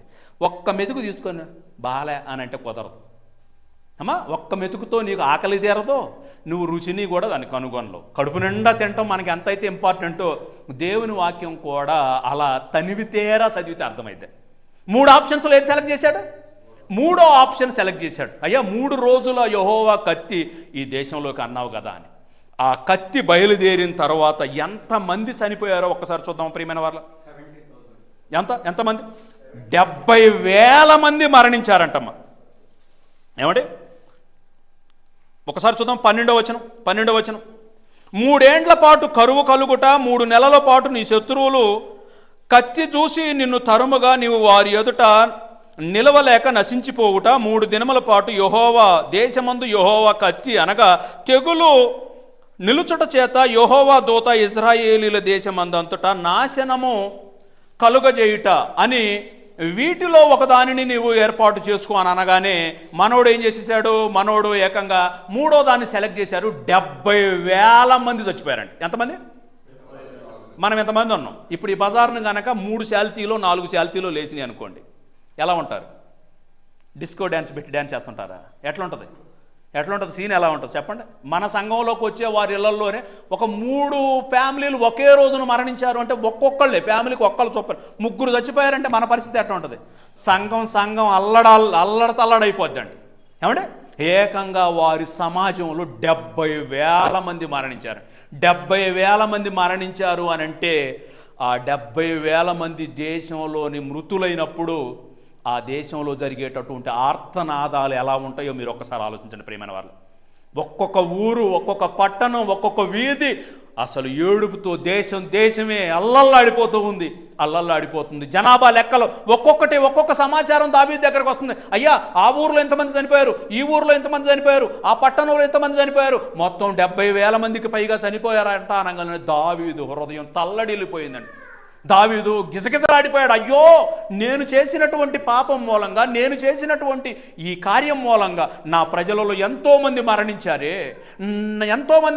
ఇప్పుడు నేను ఏం చేయాలి దేవా అని చూస్తే అప్పటికే ఏమైపోయింది? 14వ వచనం చూడండి. కావున యెహోవా ఇశ్రాయేలీల మీదికి తెగులు పంపగా ఇశ్రాయేలీలలో 70,000 మంది సచ్చిరి. యెరూషలేమును నాశనము చేయుటకై దేవుడు ఒక దూతను పంపెను. ఇప్పుడు దేశమంతా వరుసబెట్టి నరుకుడు మొదలైంది. ఇప్పుడు మీ అందరికీ ఒక డౌట్ రావచ్చు, ఏమంటే చేసింది తప్పు దావీదును ఒక్కడిని కొట్టకుండా ఇంతమందిని ఎందుకు చంపేసిండు దేవుడు అని అంట. అమ్మా, ఎందుకు అని అంటే ఒకవేళ వాళ్ళల్లో భక్తి పరులు అయితే డోంట్ వరీ, నువ్వేం వర్రీ కావాల్సిన పనులు. దేవుడు అన్యాయస్తుడు కాదు. దేవుడు న్యాయంగానే ఏది నిర్ణయమైనా దేవుడు న్యాయంగానే తీసుకుంటాడు. ఒకవేళ వాళ్ళు భక్తి పరులు అయి ఉండి చనిపోతే ఖచ్చితంగా కూడా వాళ్ళు ఏ రాజ్యానికి అర్హులు? దేవుని రాజ్యానికి అర్హులు. Very good. దేవుని చేతిలో మరణించడం చాలా గొప్ప సంగతి. దేవుని కోసం బ్రతికి దేవుని చేతిలో మరణించడం చాలా గొప్ప అదృష్టం. ఒకవేళ కనుక వాళ్ళు నీతిపరులు అయితే ఖచ్చితంగా దేవుడు రాజ్యానికి వెళ్తారు. పాపాత్ములైతే దేవుడు జడ్జిమెంట్ కరెక్టే. కాబట్టి మంచివారు చనిపోయినా చెడ్డవారు చనిపోయినా నువ్వు బాధపడాల్సిన పని లేదు. కానీ ఒక్కటి మాత్రం ఎప్పుడు నీ జీవితంలో గుర్తుంచుకోవాలి, దేవుడు ఆయన ఎప్పుడూ కూడా న్యాయవంతుడు అన్న సంగతిని జ్ఞాపకం చేసుకో. 70,000 మంది మరణించారు. దేవదూత అన్ని పట్టణాలని వరుసపెట్టి నరుక్కుంటూ ఇప్పుడు ఏ పట్టణంలోనికి ఎంటర్ అయ్యిందంట దేవదూత? ఏకంగా యెరూషలేములోకి ఎంటర్ అయ్యి. యెరూషలేములో ఎవరున్నారు? మన దావీదు అన్నగారు ఉన్నారు. దావీదు గారు యెరూషలేములో ఉన్నారు. యెరూషలేములోకి ఇప్పుడు ఎవరు వచ్చేసారు? ఏకంగా ఎవరు వచ్చేసారు? దేవదూత వచ్చేసింది. దేవదూత రావటం దావీదుకి అప్పటికే గుండె గజగజలాడిపోతూ ఉంది. గజగజలాడిపోతూ దేవుణ్ణి మొర్రపెట్టి బ్రతిమలాడుతున్నాడు. అయ్యా, నేను చేసిన తప్పు దేవా, నేను చేసినటువంటి తప్పును నేను మరలా ఒప్పుకుంటున్నాను. అయ్యా, నాకు ఒక్క ఛాన్స్ ఇవ్వు దయచేసి. ఇగో ఈ పాపాన్ని కూడా నేను మరలా మిమ్మల్ని బ్రతిమలాడుకుంటున్నాను దేవా, ఈ పాపాన్ని మరలా క్షమించండి దేవా, నాకు ఒక్క అవకాశం ఇవ్వయ్యా అని దేవుణ్ణి మొర్రపెడుతూ ఉన్నాడండి. ఆ మొర్రపెట్టే టైంలోకి ఎవరు వచ్చేసారు? ఆల్రెడీ యెరూషలేములోకి ఒక దేవదూత వచ్చేసింది. వచ్చిన తర్వాత ఆయన మొర్రపెడుతూ ఉన్న టైంలోని అక్కడ ఏం జరిగిందో చూడమ్మా. యెరూషలేమును 15వ వచనం చదువుతున్నాను. యెరూషలేమును నాశనము చేయుటకై దేవుడు ఒక దూతను పంపెను. అతడు నాశనము చేయబోవుచుండగా యెహోవా చూసి ఆ చేటు విషయమై సంతాపముంది నాశనము చేయు దూతతో చాలును, ఇప్పుడు నీ చెయ్యి ఆపుమని సెలవీయగా ఆ దూత యెబూసీయుడైన వర్ణాను కళ్ళమునొద్ద నిలిచెను అని ఉందండి. దేవుడు ఏం చేశాడు? ఎప్పుడైతే ఈ దేవదూత యెరూషలేము పరిసర ప్రాంతాల్లోకి ఎంటర్ అయిందో, అమ్మా, దూత ఎంటర్ అయ్యింది అని అనకూడదు, ఎంటర్ అయ్యాడో అనాలి. దూత ఆడపిల్ల కాదు, దేవదూతలు ఆడపిల్లలు కాదు. దేవదూతలో దే ఆర్ పర్సన్స్, ఒక వ్యక్తులు, పురుషులతో పోల్చడం జరిగింది వారు. దేవదూతలు అనగలోనే మన అందరం కూడా దేవదూత అది వచ్చింది ఇది పోయింది అని అంటుండే. నో, అతడు వచ్చాడు అని చెప్పాలి. ఇక్కడ అదే మాట దేవుడు కూడా రాయిస్తున్నాడు. ఆ దేవదూత పరలోకంలోంచి బయలుదేరిన దేవదూత అనేక పట్టణాలలో వధ జరిగించి యెరూషలేములోకి రాగానే దేవుడే ఆపేశాడంటండి. చాలు, స్టాప్, ఆపు అని అనగలోనే దేవదూత 1 ఇంచు ముందుకి పోకూడదు, ఒక ఇంచు వెనక్కే రాకూడదు. దేవుడు ఎక్కడ స్టాప్ అంటే అక్కడనా. ఇప్పుడు దేవుడు ఆలోచించి అంటారా లేకపోతే నోటికొచ్చింది అంటారా? ఏదో ఆయన కరెక్ట్గా ప్లాన్ ప్రకారమే చేస్తారు, లేకపోతే ఆయన ఎందుకు చెబుతాడు చెప్పండి. దేవదూత ఎప్పుడైతే ఈ యెరూషలేము పరిసర ప్రాంతాల్లోనికి వచ్చాడో, వచ్చిన మరుక్షణ చాలు ఆగేసే, ఇక నాశనం చెయ్యొద్దు అని అనగానే ఆ దేవదూత ఒకచోట ఆగిపోయాడండి. ఆగిపోయిన తర్వాత ఇప్పుడు కోట నగరిలో ఉన్నటువంటి దావీదు ఇప్పుడు ఒక్కసారిగా తలెత్తి పైకి చూశాడు. దేవా, నన్ను క్షమించవా, నన్ను కాపాడవా, ఈ పాపం నుంచి నన్ను పరిహరింపు చేసుకునేటటువంటి మార్గం ఇవ్వవా దేవా అని ఆయనకు మొరపెడుతూ ఉన్నారు. మొరపెట్టి కళ్ళు తెరిచాడో లేడో ఇప్పుడు కరెక్ట్గా ఎవరు కనపడుతున్నారు? ఆల్రెడీ ఎలా ఉందో తెలుసు దేవదూత ఎలా ఉన్నాడో, అతను కత్తిని వరదీసిన కత్తి చేత పట్టుకొని ఎవడు దొరికితే వాడిని వేసేద్దామా అన్నట్టుగా ఏమంటే అలా నిలబడిపోయాడండి. ఇప్పుడు దేవదూత ప్రత్యక్షత జరిగిందా జరగలేదా? కనుక అక్కడ ఒక మాట చూడండి, ఆ మాట ఎంత బాగుంటుందో. 16వ వచనం, దావీదు కన్నులెత్తి చూడగా భూమి ఆకాశముల మధ్యను నిలుచుచు వరదీసిన కత్తి చేత పట్టుకొని దానిని యెరూషలేము మీద చాపిన యెహోవా దూత కనబడెను. ఎవరు కనపడ్డారు? యెహోవా దూత కనబడెను. దూత కనబడటం అంటే అర్థం ఏంటిది? దేవుడే ప్రత్యక్షమయ్యాడు అని అర్థం. దేవుడే ప్రత్యక్షమయ్యాడు అని అర్థం. దేవుని మాట వినబడటం అంటే ముఖ్యమంత్రి గారు అప్పుడప్పుడు కూడా ఒక మాట చెబుతుంటుంటారు. ముఖ్యమంత్రి గారు చెప్పిన మాట మీకు అర్థమైతే లేదా? నిర్మలా సీతారామన్ గారు ఒక మాట చెప్పారు, అయ్యా మీకు ట్యాక్స్ తగ్గిస్తున్నా అని మొన్న ఈ మధ్య ఏదో చెప్పారంటే మీకు చెవిలోకి వచ్చి చెప్పారా? ఎక్కడ చెప్పారు? ఆమె ఎక్కడో పార్లమెంట్లో ఉండి చెప్పింది. ఈ మధ్యలో ఉన్నటువంటి వీళ్ళు ఏం చేశారు? ఆ టీవీల ద్వారానో పేపర్ల ద్వారానో మనకు తెలిసింది. ఇప్పుడు సీతారామ గారు మనకు చెప్పినట్టా, లేకపోతే నిర్మలా గారు మనకు చెప్పిందా, లేకపోతే మనకు డైరెక్ట్గా చెప్పిందా, లేకపోతే ఇండైరెక్ట్గా చెప్పిందా? ఇండైరెక్ట్గా. కానీ ఆ మాటలే మనకు అవసరం. ఇప్పుడు దేవుని మాటలే ఈయనకు అవసరం, దేవుని ప్రత్యక్షత ఈయనకు అవసరం. అందుకే దేవదూత రావడం జరిగింది. ఇప్పుడు దేవదూతను సాక్షాత్తు చూడటం జరిగింది. ఇప్పుడు దేవదూత ఎక్కడున్నారు? దేవదూత యెరూషలేములో ఉన్నారు. ఎగ్జాక్ట్ ప్లేస్ ఏంటి అమ్మా? ఎక్కడ అంటే యెరూషలేములో చాలా పొలాలు ఉన్నాయి. ఆ పొలాలకి ఓనర్లు ఉన్నారు. ఆ ఓనర్లలో ఒక ఓనర్ ఉన్నాడు, అతని పేరు వర్నాను. అందరు చెప్పండి, వర్నాను. ఆ వర్నాను ఇజ్రాయేలీడా? నో, అతను వర్నాను ఇజ్రాయేలీడు కాదు, అతడు ఒక అన్యుడు. ఆ అన్యుడు అతను గోత్రం ఏంటంటే యెబూసీయుడు. యెబూసీయులకు నివాస స్థలం యెరూషలేం. ఆ యెబూసీయులైన అన్యులలో ఒక అన్యుడు వర్నాను. అతనికి కొంత పొలం ఉంది. ఆ పొలం యెరూషలేములో ఉంది, యెరూషలేము పట్టణ ప్రాంతాల్లో ఉంది. ఆ పొలాలలోని ఆయన పొలంలో ఒక కళ్ళం ఉంది. కళ్ళం అంటే తెలుసు కదా, థ్రెషింగ్ ఫ్లోర్ అంటారు ఇంగ్లీష్లో. కళ్ళం అనేది ఉంది. కరెక్ట్గా దేవుడు ఆగు అని అనగానే భూమికి ఆకాశానికి మధ్య ఈ యెబూసీయుడైన వర్నాను పొలములో అతని కళ్ళానికి పైభాగానికి వచ్చి ఎవరాగారు? దేవదూత వచ్చి ఆగిపోయాడు. ఆగిపోగానే ఇప్పుడు మరలా గాదు ప్రవక్తను మరలా పిలిపించేశాడు దేవుడు. నాయనా గాదు, నువ్వు దావీదుకు పోయి ఒక మాట చెప్పు. దేవదూతను చూశాడు ఇప్పుడు దావీదు. ఎవరిని చూశాడు? దేవదూతను చూశాడు. ఎక్కడ? యెరూషలేములో, రెండోది పొలాలలో, మూడోది యెబూసీయుడైన వర్నాను కళ్ళంకి పైభాగాన దేవదూత నిలిచి ఉండటం దావీదు చూశాడు. కాబట్టి దావీదుకు ఒక మాట చెప్పు, ఈ జరుగుతున్నటువంటి వద నేనే ఆపేసి ఇప్పుడు ఆపేశాను కాబట్టి అది ఆగాలి అని అంటే, అది ఇంకా ముందుకు పోకుండా ఉండాలి అంటే నువ్వు ఒక పని చేయి. ఏంటా పని? దేవదూత ఎక్కడైతే నిలిచి ఉన్నాడో ఆ స్థలం దగ్గరికి వెళ్ళి కరెక్ట్గా అదే ప్లేస్లో నాకు ఒక బలిపీఠం కట్టు అని అన్నారు. అక్కడ ఒక బలి ఇచ్చేసి, ఒక బలిపీఠం కట్టి బలి ఇచ్చేసి అన్నారు. ఆ బలిపీఠం ఇప్పుడు ఎక్కడ కట్టాలి? ఇప్పుడేనా? ఎక్కడ కడితే మాకెందుకంటారా? ఎక్కడ కట్టాలి? ఆయన వర్ణాను పొలములో, వర్ణాను కళ్ళంలో కట్టాలి. కరెక్ట్గా అక్కడికే వెళ్ళాలి. ఇప్పుడు చకచక రాజుగారు బయలుదేరారండి.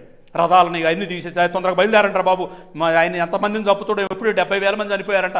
చకచక కంగారు పడుకుంటూ, బాధపడుకుంటూ, ఏడుస్తూ అక్కడికి వెళ్ళిపోయాడు. అక్కడికి వెళ్ళిపోగానే పొలంలో ఎవరున్నారు? యెబూసీయుడైనటువంటి వర్ణాను ఉన్నాడు. వర్ణానికి వెంటనే గడగడలాడిపోయింది. రాజుగారు ఏంది ఏకంగా సైన్యాలను తీసుకొని, రథాలను తీసుకొని ఏకంగా రాజే పొలాల్లో పడి వస్తున్నాడు ఏంటి? ఆయన చూసి గజగజలాడిపోయి, అయ్యా రాజా ఏంటి ఇక్కడికి వచ్చాడని సాష్టాంగ నమస్కారం చేసేసరికనే, వర్ణాను నీతో పని ఉంది, నాకు ఒక సహాయం చేస్తావా అన్నాడు. అయ్యా సహాయం ఏంది అయ్యా, మీరు ఆజ్ఞ వేయండి అయ్యా, నాకు ఆర్డర్ వేయండి, ఆర్డర్ ఇచ్చేసాను, నేను మీకోసం చేస్తాను. నాకు నీ పొలం కావాలి అర్జెంటుగా అని అన్నాడు. నీ పొలం మొత్తం నాకు కావాలి. పొలం మొత్తం కావాలి అంటే తీసుకోండి రాజా, మీకంటే నాకు ఇంకా గొప్ప ఉంది, మీరు తీసుకోండి అంటే. అయ్యా ఒట్టిగొద్దయ్యా నాకు, ఇప్పుడు అన్యాయంగా తీసుకో, ఇప్పటికే దెబ్బ మీద దెబ్బ ఆయన కొడతనేమన్నాడు.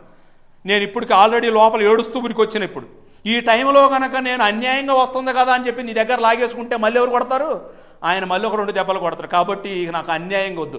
దీనికి ఎంతైతే వెల ఉంటుందో, దీనికి ఎంతైతే వెండి కానీ బంగారం కానీ ధనం కానీ నీకు ఏది కావాలని నీకు అనిపిస్తే అది నాకు చెప్పు, దాని ప్రకారం ఇస్తాను అని కొని ఆ పొలంలోని ఆ కళ్ళంలోని ఏం చేశాడు? ఒక బలిపీఠాన్ని కట్టాడు. బలిపీఠాన్ని కట్టడం మూలంగా ఏమైపోయింది? అక్కడ మరణ ఘోష అనేది ఆగిపోయింది. ప్రియమైన వారు, ఇజ్రాయేలీల మధ్యలోని మరణం అనేది ఆగిపోయింది. Very good. ఇది బ్యాక్గ్రౌండ్. ఇప్పుడు దినవృత్తాంతముల 2వ గ్రంథం, దినవృత్తాంతముల 2వ గ్రంథం ఇంతకుముందు మనం చదివినాం కదా, 3వ అధ్యాయం 1వ వచనం. ఇప్పుడు చదివితే బాగా క్లియర్గా అర్థమవుతుంది మీకు. చూడండి అన్నమాట. 3వ అధ్యాయము 1వ వచనం. కొన్ని మాటలు చెప్పి ముగించేస్తాను.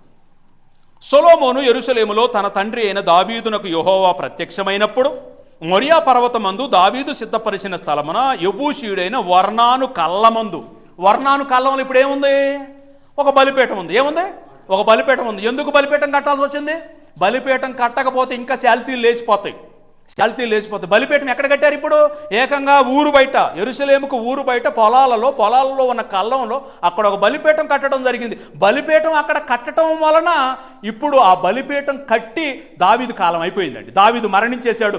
దావీదు మరణించిన తర్వాత తన కుమారుడైన సొలొమోను వచ్చేసాడు. అయ్యా, మా తండ్రి నీకు మందిరం కట్టాలనుకున్నాడు. అయ్యా, మా తండ్రి నీకు మందిరం కట్టాలనుకున్నారు. నా తండ్రి చేతులు రక్తంతో నిండిపోయాయని నా తండ్రి చేత నువ్వు మందిరం కట్టవద్దనుకున్నావు కదా తండ్రి. కాబట్టి ఆయన కుమారుడిగా నేను మందిరం కడతాను, మందిరం కట్టడానికి నాకు పర్మిషన్ ఇవ్వవా అని అంటే ఓకే అని చెప్పి దేవుడు పర్మిషన్ ఇవ్వడం జరిగింది. ఇప్పుడు ఎక్కడ కడితే బాగుంటుందని సొలొమోను ఆలోచన చేసి దావీదుకి ఎక్కడైతే దేవదూత కనపడ్డారో, దావీదు ఎక్కడైతే బలిపీఠాన్ని కట్టారో, అంటే ఎక్కడ కట్టారు? యెబూసీయుడైన వర్నాను పొలములో కళ్ళములో కట్టారు.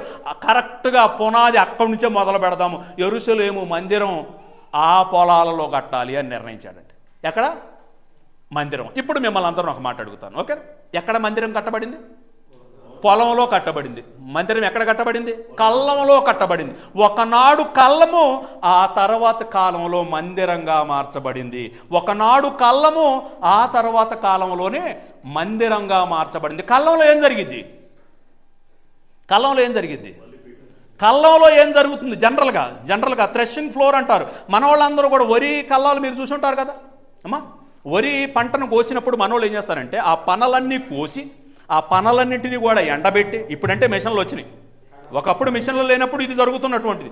ఆ పనలన్నింటినీ కూడా కోసి వాటిని ఆరబెట్టి బాగా ఎండిపోయిన తర్వాత వాటిని ఏం చేస్తారు? కట్టలు కట్టి, ఆ కట్టలు కట్టిన పొలం అంతటిలో కూడా ఒక్క చోట మాత్రమే ఏం చేస్తారు అంటే ఆ పొలాన్ని శుభ్రంగా చెక్కి దాన్ని కళ్ళంగా సిద్ధం చేసి ఆ కళ్ళంలోని ఈ కట్టలన్నిటిని తీసుకొచ్చి ఎత్తుగా, దాన్ని మా ఏరియాలో గుమి అంటారు, మరి మీ ప్రాంతంలో ఏమంటారో నాకు తెలియదు, వాటిని కట్టలన్నింటిని కూడా భద్రపరిచి చాలా రోజులు లోపలుంచి ఒక మంచి సమయం వచ్చిన తర్వాత ఈ యజమానుడికి, ఆ పొలం ఓనర్కి గనక గింజలు కావాలి అని అనుకుంటే ఈ కళ్ళంలో ఏం చేస్తారంటే ఒక బల్ల కానివ్వండి లేకపోతే ఒక రాయి కానీ పెట్టి కొంతమంది కూలోళ్ళని పిలిపించేసేసి ఈ కట్టలు ఏమంటే దాని లోపల దాచినటువంటి కట్టలు ఒక్కొక్కటిగా తీసి ఈ బండ మీద గట్టిగా కొట్టడం జరుగుతూ ఉంది. ఈ బల్ల మీద గట్టిగా కొట్టడం జరుగుతుంది. కొట్టినప్పుడు ఏమైతే గింజలన్నీ కూడా రాలిపోతాయి. రాలిపోయిన తర్వాత ఏం చేస్తారు? రాలిపోయిన తర్వాత ఈ గడ్డంతా పక్కన పడేస్తారు. గింజలన్నీ కూడా కళ్ళంలోకి వచ్చేసినాయి. కళ్ళంలోకి వచ్చినటువంటి గింజలను మరలా ఏం చేస్తాడో, ఒక చేట ఉంటుంది కదా, తెలుసు కదా అందరికీ, చేట తెలుసు కదా, చేటలోనికి గింజలను తీసుకొని మరలా దీన్ని తూర్పారబట్టడం అని అంటారు. ఇలా గాలికి ఇలా పోస్తూ ఉంటే దాంట్లో ఏమైతుంటుంది? ఈ గింజలన్నీ కూడా, గట్టిగా ఉన్న గింజలన్నీ కూడా అక్కడ కళ్ళంలో పడిపోతాయి. గట్టిగా ఉన్న గింజలన్నీ శుభ్రపరచబడి, పదాలు బాగా వినాలి, శుభ్రపరచబడి కళ్ళంలో నిలిచిపోతాయి. శుభ్రంగా లేనటువంటి పొట్టు మొత్తం గాలికి అలా ఎగిరిపోతూనే ఉంటుంది. కళ్ళంలో జరిగేటటువంటి ప్రాసెస్ ఇది. గింజలన్నీ అక్కడికి వస్తాయి. అక్కడికి వచ్చిన తర్వాత పొట్టు అంతా ఎగిరిపోతుంది. ఇప్పుడు యజమానుడు ఆ కళ్ళంలోకి వచ్చి శ్రేష్టమైనటువంటి ఆ గింజలను చూసి ఆ గింజలన్నింటినీ కూడా బత్తాలకు వెత్తి ఆ బత్తాలన్నింటినీ కూడా ఏమంటే యజమానుడు కొట్టుకు చేరుస్తాడు. పనికి మాలినటువంటి ఈ పొట్టు, ఏ పొట్టు అయితే ఆ కళ్ళంలో మిగిలి పక్కకు పడిపోయిందో దాన్ని అగ్నితో కాల్ చేస్తూ ఉంటాడు. ప్రియమైన వాళ్ళు, మత్తయి సువార్త ఒక్క మాట చదువుకొని ముగించేసుకో. మత్తయి సువార్త 3వ అధ్యాయం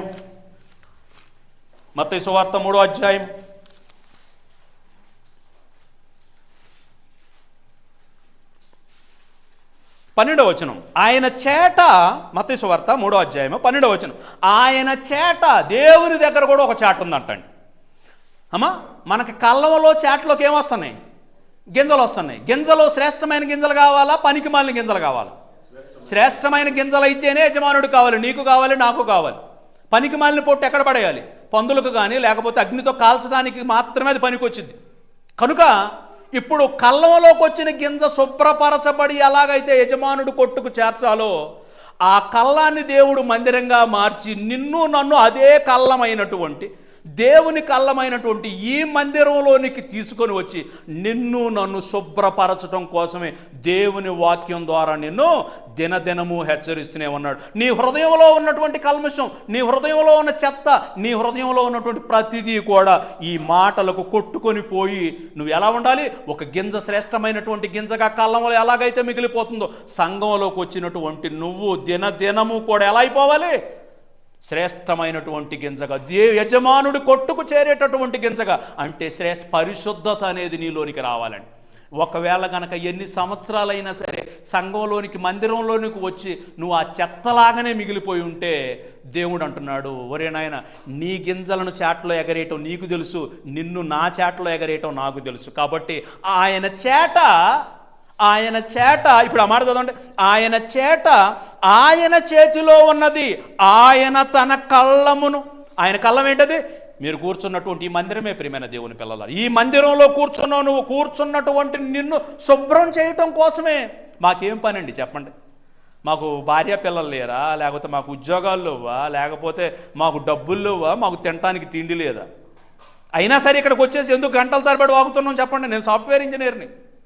ఇక్కడికి ఎందుకు వచ్చి ఆగుతున్నాను? ఎందుకంటే నన్ను కూడా కళ్ళంలో ఆయన శుభ్రం చేయాలి. శుభ్రం చేయకపోతే నన్ను కూడా తీసి కాల్ చేస్తాడు. కాల్చబడకుండా ఉండాలి అని అంటే ఆయన పాదాల దగ్గరకు వచ్చి కూలోడుగా నన్ను కూడా శుభ్రం చెయ్యి దేవా అని చెప్పి నేను బ్రతిమలాడుకోవాలి.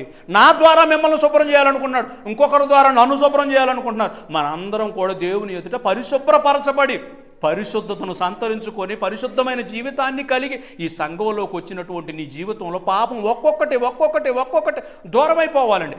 మందిరంలోకి వచ్చి నిద్రపోవటం ఏంటండి దరిద్రంగా? మందిరంలోకి వచ్చిన తర్వాత పక్కన వాళ్ళతో ముచ్చట్లు పెట్టడానికి నువ్వు వచ్చింది. మందిరంలోకి వచ్చిన తర్వాత నీ యొక్క సోకులు చూసుకోవటం కోసమా నువ్వు వచ్చేది? మందిరంలోకి వచ్చేసి అమ్మాయిలకు లైన్ వేయటం కోసమా, అబ్బాయిలకు లైన్ వేయటం కోసమా? ఏంది దరిద్రమైనటువంటి అలవాటు? ఏమైపోతున్నావు చెప్పండి? కళ్ళంలో నీవు శుభ్రపరచబడటం లేదు, మలినంగానే మిగిలిపోతూ ఉన్నావు. అలా గనక మలినంగా మిగిలిపోతే ఒక ప్రమాదం నీకు పొంచి ఉంది. ఆ ప్రమాదం ఏంటి అని అంటున్నారు ఇక్కడ. ఆయన చేట ఆయన చేతిలో ఉన్నది, ఆయన తన కళ్ళమును బాగుగా శుభ్రము చేసి గోధుమలను కొట్టులో పోసి ఆరని అగ్నితో పొట్టును కాల్చివేయును. ఆరని అగ్నిలో కాల్చబడే పొట్టుగా మిగిలిపోతావా? యజమానుడి కొట్టుకు చేరేటటువంటి గింజగా నువ్వు మారాలనుకుంటున్నావా? నిర్ణయం నీ చేతుల్లో దేవుడు పెట్టాడు. ప్రియమైన వాళ్ళు, నువ్వు దేవుని మందిరంలోనికి ప్రవేశించినప్పుడు నీ ప్రవర్తన జాగ్రత్త. మార్చుకుంటావా? దేవుడున్న లోకం మారవా? నరకంలో పడేయటానికి ఆయన వెనకాడడు. నీకు ఇవ్వబడినటువంటి కాలం ఎప్పటికే చాలా ముగిసిపోయింది. నీకు ఇవ్వబడినటువంటి ఆయుష్ కాలం ఎప్పటికే చాలా ముగిసిపోయింది. ఏ క్షణాన కన్ను మోస్తావో నీకు తెలియదు, నాకు తెలియదు. మన దినములు ఎన్నో మనకు తెలియదు ప్రియమైన దేవుని పిల్లల. కనుక ఇదే రక్షణ దినం. ఈ దినానే మన జీవితాలను మార్చుకోవటం మన జీవితాలకు ఎంతైనా శ్రేయస్కరం. ఆరని అగ్నిలోనికి అలా జారిపోవటం నీకు ఇష్టమా? లేకపోతే యజమానుడి కొట్టులోని చేరటం అనేది నీకు ఇష్టం? నిర్ణయం నీది. మంచి నిర్ణయం తీసుకోండి. దేవుడు ఉన్నటువంటి మహాలోకానికి చేరాలని మనస్ఫూర్తిగా కోరుకుంటూ ఈ మాటలు ముగిస్తాను. కళ్ళు మూసుకోండి, ప్రార్థన చేసుకుంటాను. ప్రేమ కలిగినటువంటి మా గొప్ప తండ్రి, మహోన్నతుడ, సర్వోన్నతుడ, మీ విలువైనటువంటి మాటల తండ్రి మీరు మాకు వినిపించారు. మందిరంలో తండ్రి మా ప్రవర్తన ఎలా సరిచూసుకోవాలో తండ్రి మీరు హెచ్చరించిన ప్రతి హెచ్చరికను బట్టి తండ్రి మీ బంగారు పాదాలకు స్తుతులు, స్తోత్రాలు. ఈ ప్రాంతంలో తండ్రి శ్రద్ధగా విన్నటువంటి మీ బిడ్డలను తండ్రి మీ కృపలో జ్ఞాపకం చేసుకోండి తండ్రి. విన్న ప్రతి మాట తండ్రి తమ హృదయాల్లో తండ్రి 30దంతలుగా 60దంతలుగా 100ంతలుగా ఫలింపజేయమని తండ్రి బ్రతిమలాడుకుంటున్నాం. ఈ కార్యక్రమాన్ని ఏర్పాటు చేసి తండ్రి ఎంతమందిని తండ్రి మరి మీ పక్షాన్ని నిలబడి తండ్రి మీ మాటలు వినిపిస్తున్నటువంటి మీ సేవకుని తండ్రి మీ కృపలో జ్ఞాపకం చేసుకోండి నాయన. మంచి ఆరోగ్యాన్ని ఇవ్వండి, మంచి ఆయుష్ని ఇవ్వండి. మీ కొరకు తండ్రి మహా ఉన్నతంగా బ్రతికేటటువంటి భాగ్యాన్ని తండ్రి దయచేయండి. సంఘంలో ఉన్న ప్రతి ఒక్కరిని పేరు పేరుని తండ్రి దీవించండి. ఈ సంఘంతో తండ్రి మాకు ఇచ్చినటువంటి ప్రేమను బట్టి నైనా మీరు చూపి మహాకృపను బట్టి తండ్రి ఈ ప్రాంతంలోకి వచ్చి మీ మాటలు కొన్నింటిని ధ్యానించుకునే భాగ్యాన్ని మీరు మాకు ఇచ్చినందుకు మీ బంగారు పాదములకు ఎనలేని స్తుతులు, స్తోత్రాలు తెలియజేసుకుంటూ మీ దయ ఉంటే మీ కృప ఉంటే తండ్రి మేము మరలా కలుసుకొని మిమ్మల్ని స్తుతించేటటువంటి భాగ్యాన్ని తండ్రి దయచేయండి. నాయన ఈ ప్రాంతంలో తండ్రి మీ సేవలో విరివిగా వాడబడుతున్నటువంటి అనేక ప్రాంతాల్లో తండ్రి మీ మాటలు వినిపించాలన్న తపనతో ముందుకు వచ్చినటువంటి మీ కుమారుడు మరి జాన్ బాబు గారిని బట్టి తండ్రి మీకు వందనాలు. కుటుంబాన్ని తండ్రి దీవించండి, రావాల్సినటువంటి ప్రతిఫలాలను తండ్రి వారికి దయచేయండి తండ్రి. ఇంకనూ కూడా తండ్రి అనేక ప్రాంతాలలో మీ రక్షణ సువార్తను ప్రకటించేటటువంటి భాగ్యాన్ని తండ్రి ఇక్కడ విన్నటువంటి మీ బిడ్డల్లో ఎందరికో తండ్రి అట్టి మంచి మనసును తండ్రి వారికి దయచేయమని, మీ సువార్త తండ్రి విరివిగా అనేక ప్రాంతాలకు చేర్చేటటువంటి సాధనాలుగా తండ్రి మీ బిడ్డలమైన మా అందరికీ దయచేయమని బ్రతిమలాడుకుంటాం. మమ్మల్ని అందరినీ మీ చేతులకు అప్పచెప్పుకుంటాం. యేసుక్రీస్తు ప్రభుల వారి అతి పరిశుద్ధ నామమున ఈ ప్రార్థన అడిగి వేడుకుంటున్నాం మా తండ్రి. ఆమెన్. ఆమెన్. అందరికీ వందనాలు.